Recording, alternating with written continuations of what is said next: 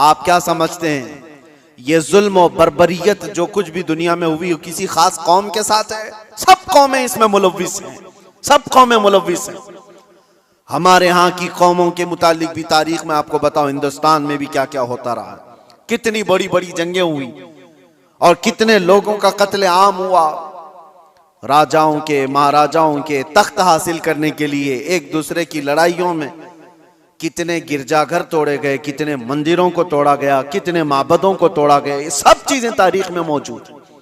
लेकिन दुनिया इन सब से आंख बंद करके एक तरफ टारगेट की हुई है, सिर्फ इस्लाम, जबकि सबकी तारीखें भरी हुई। आपको अगर तारीख पढ़ना है तो आप उठा करके देखें किस राजे ने अपने तख्त बिछाने के लिए कितने लोगों को उस तख्त के नीचे दबाया है। आपको पता है ये जो पिरामिड्स बने थे उसके मुतालिक भी यही कहा जाता है, अहरामात मिस्र फराइना ने, वहां पर वो एक एक पत्थर पता नहीं कितने हजार किलो का है, इस तरह से वो जो बनाए गए उसमें हजारों ने लाखों लोगों की लाशें खत्म हो गई हैं, कितने लाखों लोग मर गए उसमें। बादशाहों का निजाम यही रहा है, अपने हुसूल के लिए, अपने जाह के लिए, अपनी तलब के लिए इंसानों का कत्लेआम किया है, इंसानों का कत्लेआम किया।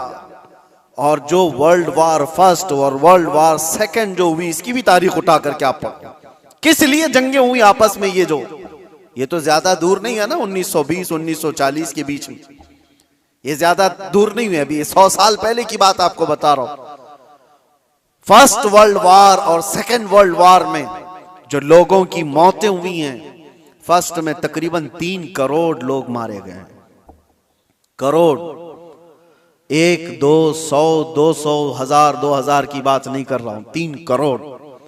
और सेकेंड वर्ल्ड वार में उससे भी ज्यादा लोग मारे गए, जख्मी हुए। ये सिर्फ और सिर्फ बादशाहों ने अपने तख्त के लिए, अपनी जमीनों के लिए लड़ाइयां लड़ी। और टोटल मेरे आका सल्लल्लाहु अलैहि वसल्लम ने अपनी जिंदगी पाक में 17 गज़वात में शिरकत फरमाई। कितने? 17 गज़वात में।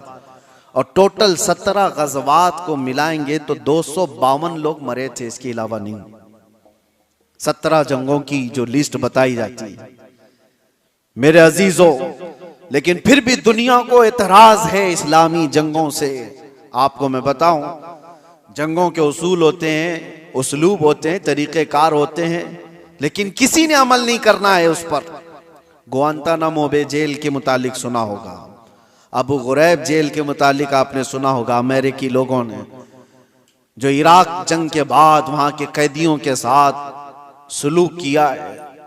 यह हमने नहीं है, ह्यूमन राइट्स की तंजीमों ने लिखा है, इसको तारीख में मौजूद है। कैदियों को लिटा करके उनके ऊपर कुत्ते छोड़ दिए जाते थे, कैदियों को बांध करके उनके मुंह पर पेशाब किया जाता था और उनको गलाजत खाने पर मजबूर किया जाता। इंसानियत से गिरे हुए हरकतें।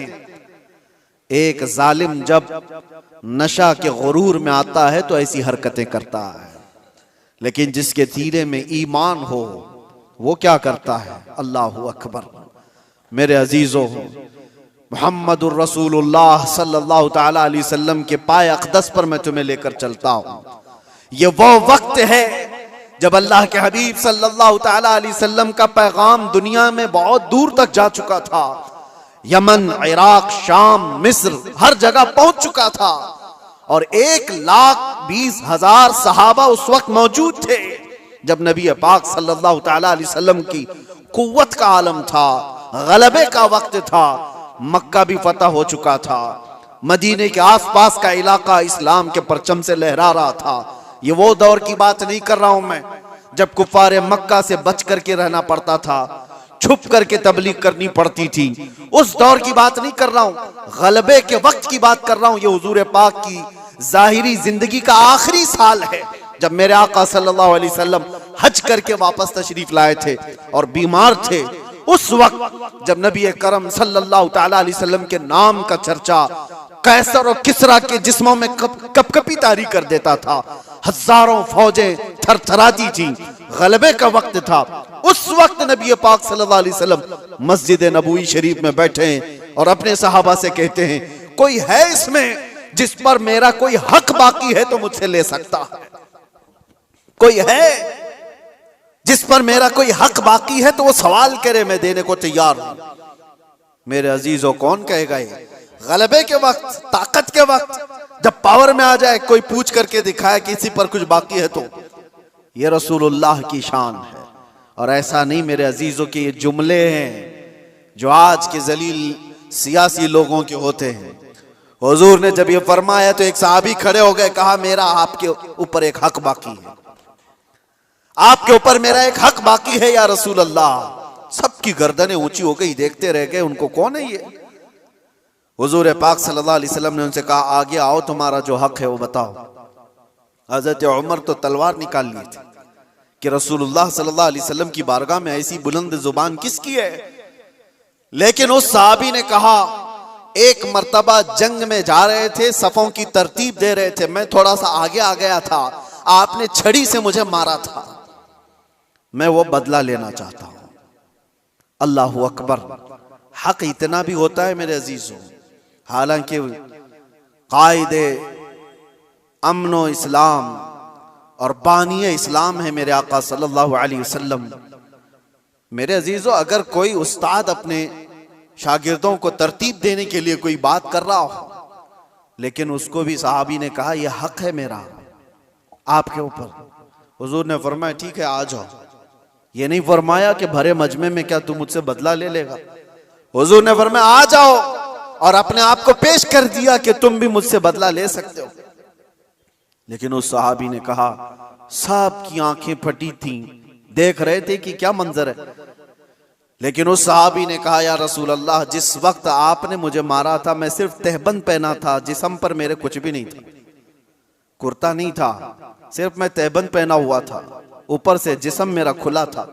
और मैं ये चाहता हूं कि बदला उस हालत में ही लूं कि आप भी अपना जुब्बा उतार दीजिए, आप भी अपने तहबंद में रहिए। नबी पाक सल्लल्लाहु अलैहि वसल्लम ने छू चिरा कुछ भी नहीं फरमाया, अपना जुब्बा उतार दिया। लाओ दुनिया की कौमों को एक आइडियल, कोई ऐसा जो अपने आप को अपनी कौम के सामने पेश करे। यहां तो डरपोक लोग ऐसे बैठे हुए हैं जिनको सवालात से का सामना करने की हिम्मत नहीं है, ताकत नहीं है। अपनों के सामने ही वो रियाया का क्या मुकाबला करेंगे, क्या सामना करेंगे। नबी पाक सल्लल्लाहु अलैहि वसल्लम ने अपना जुब्बे पाक उठाया, उस सहाबी ने आकर हुजूर के दोनों कंधों के बीच जो मोहरे नबुव्वत थी उसको बोसा ले लिया।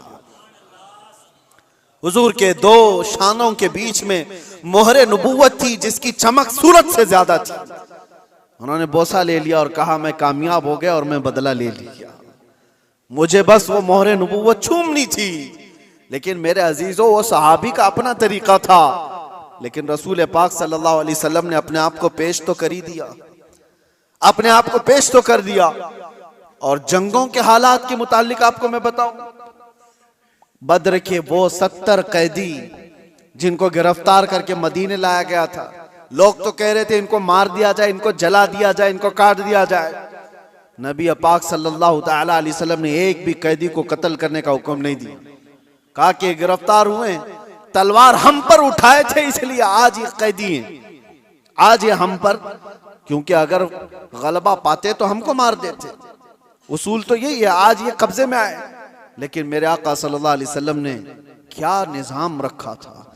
उन कैदियों को पूछा गया, तुम में से अगर कोई हुनर जानता है, कोई फन जानता है, कोई कलाकारी आती है, तो आओ मेरे 10 सहाबा को वो हुनर सिखाओ, तुम आजाद हो जाओ। ये दुनिया में पहला ऐसा मंजर है कि जंग में कैदी जो गिरफ्तार होकर के आए, उनको ये ऑप्शन रखा गया, माल नहीं है तुम्हारे पास फिदिया देने के लिए, कुछ नहीं है, लेकिन कोई हुनर जानते हो तो 10 सहाबा को वो हुनर सिखाओ, तुम आजाद हो जाओ।